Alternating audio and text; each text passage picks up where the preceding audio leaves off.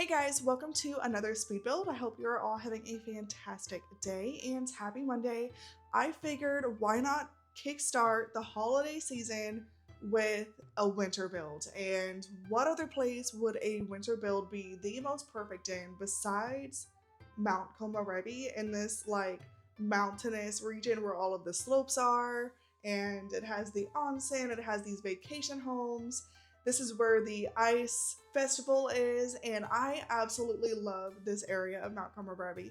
Mount Komorebi in general, I have to say, is one of, if not my favorites, neighborhood in The Sims. I think it is done so well, and I had so much fun playing when it first came out. And honestly, after I built this vacation home, I really wanted to play. But at that point, I was a little bit tired of sitting in my office chair, so I decided to go play Cyberpunk instead, so I could sit on my couch. It was a lot more comfortable, but I did really wanted to play here in this vacation home because it turned out so good. I'm still thinking about playing in this vacation home, of course. I don't know, it looks so good. There's a few different features here. But before I talk about them, I would like to take a brief second to invite you guys to leave a like on this video if you do find it enjoyable. Leave a like if you would love to see more snowy builds or snowy escape builds in particular. And also comment down below what your favorite part of today's build is. Also, feel free to comment any sort of requests that you have for me if you would like to see me build a certain type of build. And also share this with your friends. Doing any or every one of those things helps my channel out so much. It helps the algorithm kick my videos out to other simmers, and I just appreciate you guys so much that takes the time to watch my videos and interact with me. I love it so much. It's so much fun, and I just love to hear from you guys. I love to read your comments. I know I don't reply right away. I'm pretty sure I have a few I need to reply to. It's been about a week or so since I had the chance to. I've just been very busy with the holidays and stuff, but I think about you guys nonetheless, and I appreciate you guys nonetheless so much. So definitely keep the comments coming, and I am going to reply to them sometime soon. Now, with all of that being said, let's go ahead and talk about our build. We have a pretty good start on our build. Like I was saying before the quick pause, I have a few different features in this build. So obviously, the most obvious is this hot spring in the front. And I chose the natural hot spring because I love the rocks on the sides. I think it's so pretty. I like that one a lot better than the rectangular man-made looking one. I just think this one fits into a natural landscape a lot better, and so I chose to use this one instead.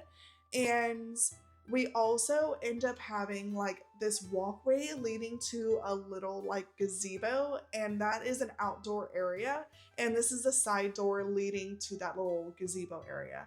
I included a fireplace on this gazebo, and at first I put a coffee table in front of the couches that were there, and it was blocking the fireplace, so my sim could not start a fire, unfortunately.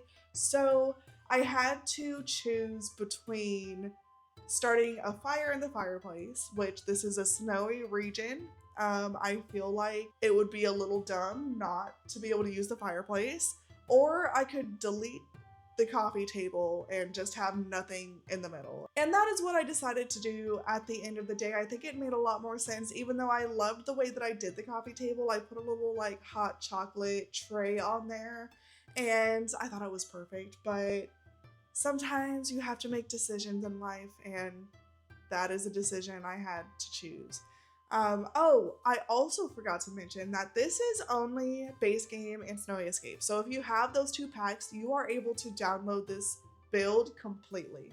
And I had so much fun making it a limited pack build. I really got to use the majority of the Snowy Escape items, which I love. I love Snowy Escape from head to toe, guys. I love the build buy items. I love the create a sim items. I love the gameplay of it. It was such a good pack, and it was such a surprising pack. Like, I did not see this one coming whatsoever, and I have to admit, when I first heard it was like a Snowy Escape snowboarding themed pack, I was like, oh my gosh, That just doesn't sound that fun to me. I don't know if I'll ever use that. And honestly, I played this so much. I played this so much when it first came out that I got tired of playing it. And I haven't played it in probably a couple of years at this point because I played it so much when it first came out. But like I was saying earlier, I really want to jump back in and play it, especially in this rental home. I absolutely love the way this rental home came out. I think it came out so good. It's one of my best snowy escape builds, in my opinion. As far as the landscaping goes, I decided to use these hedgerow bushes from base game, the ones that were added not too long ago. It has like lighting throughout these hedgerow bushes. It was either last holiday season or the holiday season before that. It was part of like a quest item, I believe, or it was just an update, but I think it was from a quest. And I love the dim lighting that those give off, and the way that they look in the snow is so pretty. I love how they actually stay kind of green, but it has like soft snow at the top, like it looks like it just freshly snowed on it. I think that is so pretty. And as far as the rest of the landscaping, like these trees are from Snowy Escape Debug. And I chose the ones that have like clumps of snow on the branches. It just makes it look like it belongs in the snow and it's been there a while. And this part of Snowy Escape, it only ever snows. Like there's only snow on the ground. And so it just makes sense that they would have trees with the clumps of the snow on there. And then I mixed it with other trees. Some of them don't have the clumps of snow. And then I have a tree in the back. That particular one, I switched it out later in the build because I wasn't sure if I wanted it to be like a dead looking tree or if I wanted the other Snowy Escape tree that is in the regular build buy catalog. I forget the name of the tree, so I'm not even going to try to remember. But it actually has like leaves and stuff in the snow. But I was looking around after I added the other one, and I realized that in this neighborhood, it actually has a lot of these dead looking trees, and it doesn't have any of the other like Japanese style trees. I forget the name of it, but you'll see later in the build once I place it. Oh, that tree right there. I forget the name of it, but that is the one I'm talking about here. Feel free to leave it down below if you do know the name of it. But yeah, I decided not to place that, and you'll see later in the build that I actually sized it up and I put it in the back where that dead tree is. But at the end of the day, I liked the way the dead tree looked better, and it matched the surroundings a lot better too. And the only other trees that I ended up using that don't actually match the surroundings are these like triangular shaped trees. Evergreen tree, I don't know. I call all these trees evergreen trees. But the ones that look super manicured. And I figured since they're around the house, it looks like they were planted there purposely. It kind of makes sense as to why they're there and why it's not necessarily in the surrounding areas. It's because the homeowners actually planted those trees there themselves. It's like they purposely put it there. So I felt like that kind of made sense. But as far as the trees surrounding the lot, like those like evergreen trees in the corner there with the snow packed on their branches, I figured it's supposed to look like it's naturally there, right? And so it just makes a lot more sense if I chose the trees that you can see in the surrounding areas. And right now, I'm actually placing some hilly areas in the snow. I'm kind of doing this to make it look like there's like certain areas that have like more snow packed on it than others. I've seen that is a feature that James had in his build that was originally here. And oh, I don't think I mentioned, maybe I did, but if not, that this is the lot where James Turner did his build on, and there's a couple features I really liked about his build. So the lights here in the front, he actually made it into like an archway, which I really, really liked, and I took that idea. It's not original to me whatsoever. I literally took it from him, but that's fine. Sometimes that's what happens. We inspire each other to do certain things. But he took like a single wall height piece of wall and he drew it from one light post to the other. And so it made this sort of like archway, and I thought it looked so pretty. And obviously it's functional. Your sim is actually able to go under there. And I just really loved the way that looked. So I took that idea and I decided to make it here. I decided to include it, and I decided to make it a feature in my build here. And I also really liked how he had two separate looking buildings, and then he had like a walkway leading from one to the other. And you can see I kind of made that same thing here. The only difference is that his was actually indoor and it led to another indoor area. I decided to make mine half out. Well, no, it's completely outdoor. The hallway leading to the gazebo area is completely outdoor, but the idea I got from James' build that was here originally, and I really liked the way it looked. And so yeah, I decided to keep it. I just made mine a little bit different by keeping it outdoor. And like I said earlier, this house right here is where the majority of your features are that you'll need to have your Sims live. And I made this a vacation home, by the way, but you could totally have a family live here. You can change it from the vacation rental lot to a residential rental. Or no, just a residential. Just a residential lot. And then you can have your Sims just live here permanently, which would be like literally amazing. Well, it sounds amazing anyways, but then you have to deal with the snow all the time, and I don't think I could handle that. I am a Floridian through and through, born and raised. I lived in Tennessee for like 2.5 years of my life, and I really wanted it to snow. And it snowed a little bit, but it was more like snow flurries, and it had like a short layer on the ground, and that was enough for me. So I don't think I could live in an area where I had to like shovel snow on like a daily basis. I don't think I could live like that. So yeah, I mean, to each their own now. More power to you if you have no problem living in an area like that, but I don't think I could do it. Also, I never thought snow would have a texture like it does. Like it has like, it's like nails on a chalkboard to me. When you step on snow, it's like, it's aggravating if you're not used to it. Let me know down below if you know what I mean. Because I'm curious if I'm the only one or if there's others like that out there, because it drove me crazy when I was walking on it. Like it was like, just thinking about it is making me shiver because it really is like nails on a chalkboard. I don't know how else to like describe it. It's almost like, it's like, I don't know, maybe it's the type of snow that I was stepping on. It was more icy snow and not like the powdery white snow that I thought snow had. So maybe I haven't seen real snow, who knows? Maybe I just seen ice on the ground. I guess maybe there's a difference. But nonetheless, I would love to vacation in a place like this. Maybe not live indefinitely, but vacation for a good month would be absolutely amazing. And you're right in the area where all the slopes are, even though, listen, I am clumsy. I mean, my name is not the Clumsy Simmer for nothing. I am a very clumsy person, and I would probably break my ankle again if I tried to snowboard or ski or even sled for that matter. I don't think I'm capable of doing that gracefully, because I'm not a graceful person. I'm very clumsy. But I would enjoy the ice festival. I think that's what it's called. The little like ice festival that's here in this area that's like, there's a bunch of like ice sculptures around and there's like food trucks and stuff. Yeah, I would enjoy the ice festival, and I would really enjoy hot pot and stuff. And I would enjoy the onsen too. And walking around, hiking and stuff, that's more my speed. I'm the Mt Komorebi sightseer type of person, not the extreme snow sports type of person.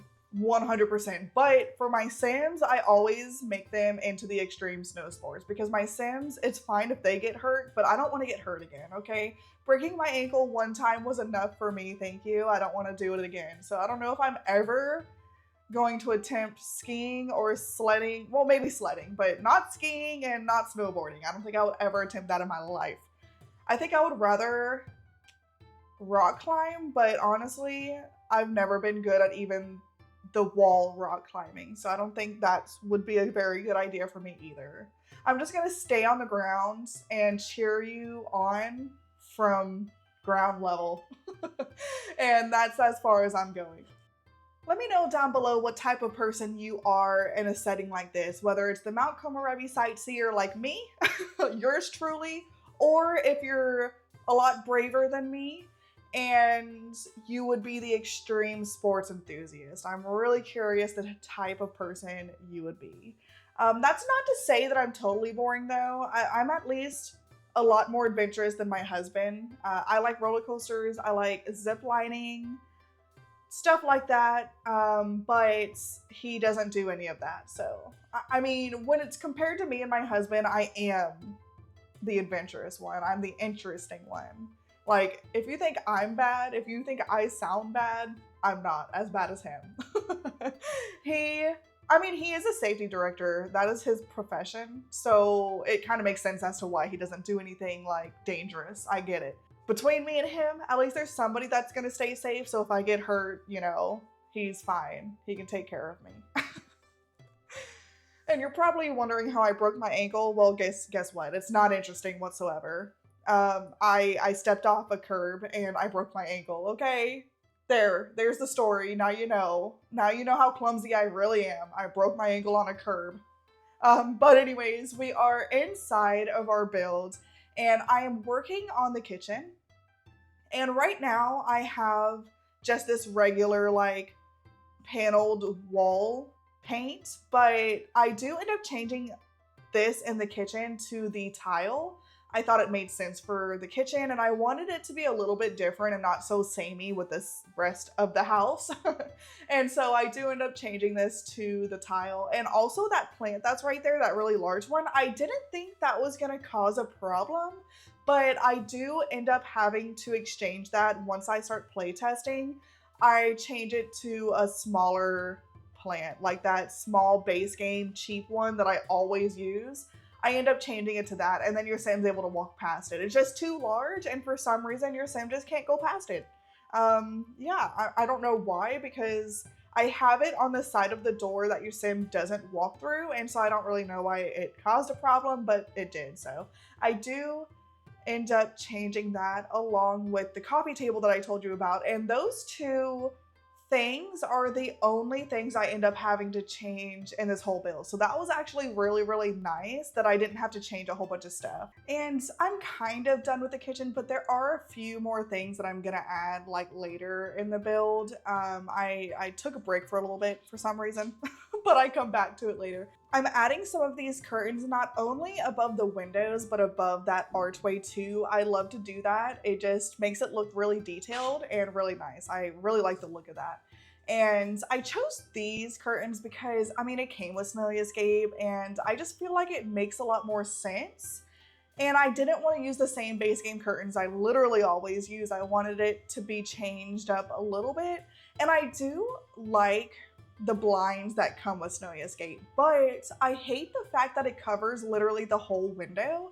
I like to be able to see out of the window, and those blinds are just too long, and I cannot size them down because it leaves a shadow, which is super unfortunate. But I took a break from furnishing the downstairs just for a second so that I could place all of the beds that I knew I wanted to put in the rooms, just so I could get a gauge of the type of Sims that I wanted to live here and or stay here, depending on if it's a vacation home or just a regular residential.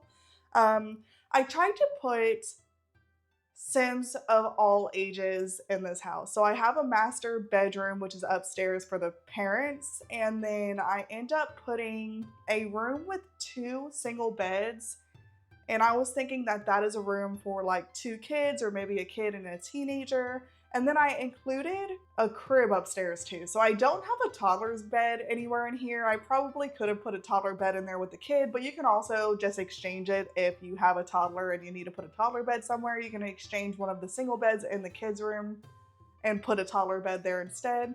And I just wanted to have a crib in here somewhere just because I love the cribs.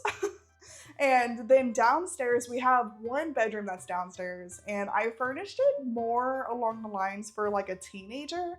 And so there's pretty much room for Sims of all ages in this house, besides toddler, like I was saying, which Unfortunately, I forgot about as I was building this. So if you have a toddler, like I said, you could just exchange one of the beds and put a toddler bed there instead. Luckily, they added a feature for vacation rental houses where if you go on vacation and you forgot a certain item, whether that's a high chair or a toddler bed, toddler potty, whatever it is, you can actually purchase those, I think, from the computer, and then they'll just pop up in your inventory. So it's actually really nice. Or you can go into the cheat command like console. So you press Shift Control C or Control Shift C is the actual order, Control Shift C, and then type in bb.enable free build. I believe that is the cheat for it. And then you're able to actually go into the build by catalog while on vacation, and you don't have to buy any of the additional items that you're wanting to place inside of the house. That is actually a very, very useful cheat to know, and I use it all the time. I actually had to use it as I was playtesting this so that while they were on vacation, I could actually go into the build by catalog and I could change the items that was not working, like the plant in the kitchen that I was talking about, as well as the coffee table outside. I had to go into that cheat command and enter that cheat code so that I could adjust those items. But we have the living room done. I added one of the fireplaces from Snowy Escape, like the modern looking one. I absolutely love that fireplace. I don't use it very often just because it's so modern, but it's perfect for a Snowy Escape build. I absolutely love to be able to use it when I am able to. And I have the bathroom right off of the living room, and I have two doors entering like two of the separate areas. I heard when Snowy Escape first came out, I wasn't doing speed builds at that time, and I wasn't really that good at building either, so I watched a lot of speed builds. And I seen that I guess a lot of Japanese style houses, they have like a separate toilet room leading to like, so okay, let me start over. They have like two separate rooms for the bathroom. They have the room for the toilet, and then they have the room for the sink and the bathtub, if I'm not mistaken. Or is the sink supposed to be in the toilet room? Because now that I'm thinking about it, you go to the bathroom and then you have to open the door before you wash your hands. Oh, I don't know. I thought, I didn't really look it up. I probably should have looked it up because I'm trying to make it as authentic as possible. And I also remember them saying that the door for the toilet's supposed to be in the hallway or living room or whatever. And you're supposed to be able to get to that without having to go inside of the bathroom where the shower is. But unfortunately, I had to put the door for the toilet where the bathtub is. It is what it is. I had to do it, or else it would have been a little bit too busy in the living room. I really liked the way it looked better with just one door in the living room, so that's what I ended up doing. But anyways, like I was saying, I need to actually look up to see if you're supposed to put the sink in there with the toilet, because that makes more sense to me so that you can wash your hands before you actually touch the doorknob, but who knows? I don't know. So let me know down below if you do know how it's actually supposed to authentically be for like a Japanese style house, because I'm kind of curious. Okay, I actually ended up looking it up so that I could educate myself, so I figured I'd share with you guys what Google says. So this is what Google says, keep that in mind. Google is not always right, but however, this sounds familiar to me. This sounds like what I learned when this pack first came out from other people who supposedly actually lived in Japan. So anyways, it's for privacy, for hygiene, and it's just traditional practices. So obviously privacy is the number one thing. Other family members are able to bathe and use the toilet separately from each other just for the privacy reason, and so that they're not like, you know, it's more comfortable that way. Okay, no one wants to use the toilet while someone's taking a shower. I definitely don't want to be the one in the shower while someone's using the toilet, okay? Us Americans know all about that, I'm sure. Even though a lot of the newer houses, well, my house is new, built in 2025, but the toilet's still in with the shower. But some American houses actually have a separate room for the toilet, but my house is not that way. And for hygiene purposes, I guess it's a common belief in Japan, which actually makes a lot of sense. The separation of the toilet from the bathing areas helps maintain hygiene. Toilets can harbor bacteria, and keeping them in a different room minimizes the risk of contamination in spaces used for bathing and relaxation. That actually makes a lot of sense now that I'm thinking about it. And then for the traditional practices, historically, bathing in Japan has been a social and ritualistic activity, often involving communal baths. The toilet, being a private necessity, was kept separate to maintain the sanctity of the bathing experience. So, those are the reasons that Google gives, and I actually really like that. I really like that. I almost wish American bathrooms were made that way. It makes a lot of sense as to why the Japanese do their bathrooms this way, and I'm kind of jealous.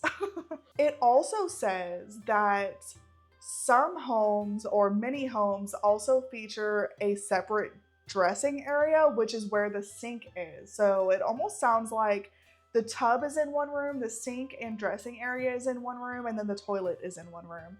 Now, it doesn't necessarily specify where the doors are for each room, if they're all separately in the same hallway or if they're in the same like room, like one leading to the other. It doesn't necessarily specify that. So let me know down below if you do know the answer to that, because I'm curious. Because I love building in Mount Komorebi, and this is definitely not the last build that I'm doing. So I really like to make my builds as culturally accurate as possible. And so yeah, let me know.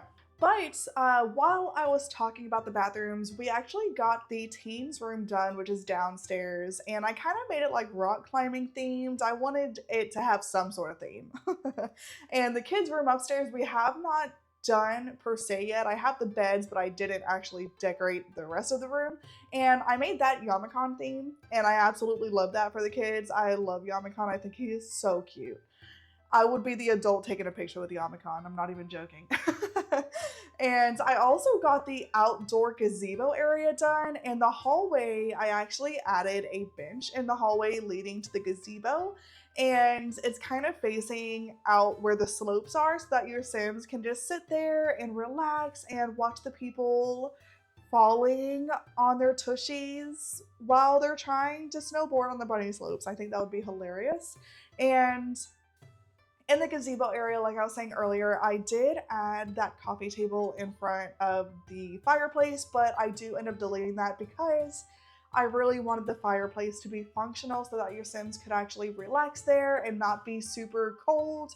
If you have seasons, they could probably die from being too cold if you don't have like the proper winter clothes on. And I'm sure you should get some sort of moodlet from the fireplace if you're like nice and toasty and stuff. So I really just wanted it to be functional. And I actually just got done with the dining room. I kind of put the dining room off because I wasn't 100% sure how I wanted to decorate it. Once I put the table down, I was like, okay, now what do I do? It was such a long, skinny room, and the windows are super close to the ground that I wasn't able to put the tea hutches in there like I originally wanted to put in the dining room. And so I struggled a little bit with that, but what I ended up doing, I thought turned out super cute. So on one side I put just like a hall table, and I put some books on top of it and some other decorations, and then I put a high chair and a plant on both sides of the table, the hall table. And then on the other side of the room I ended up putting some of the kitchen counters, and on top of the kitchen counters I put some paper towels and a tea kettle, and then like a fruit cake for like decoration. And it looks like it's like a little area to prepare tea and snacks, and maybe to put some food on for like a food table for like a party. And I don't know, I thought it turned out super cute. and functional in a way. I mean, the tea kettle that I put there is not functional, but if you have for rent, you could put the tea kettle that comes with that there, and your sim would actually be able to prepare tea there. And then it's functional in the aspect that you'll be able to put food on the table for parties, like I was saying. I should have put this sign, the no shoes allowed sign, somewhere in here, and I totally forgot to do that. So if you download this and you want that aspect of realistic for a Japanese style house, definitely put that sign somewhere because I forgot to do that. But we are upstairs and I am working on the master bathroom, and I decided to do like a double walk-in shower sort of thing. I would have put a platform, but unfortunately when you put platforms upstairs, if you have roofs that are clipping in the inside of the house, then it's going to show. And it is so unfortunate that it does that, but it is what it is. I can work around it. So I decided to put tile on the floor just to separate the actual bathroom from the shower itself. And I put curtains as like a fake DIY shower curtain area, and I think it turned out so good. I think it's so cute the way it turned out. I love it. And I love the whole shower in general. I put robes in there, which, yes, I know, technically in real life those would get wet, but in the Sims it's fine.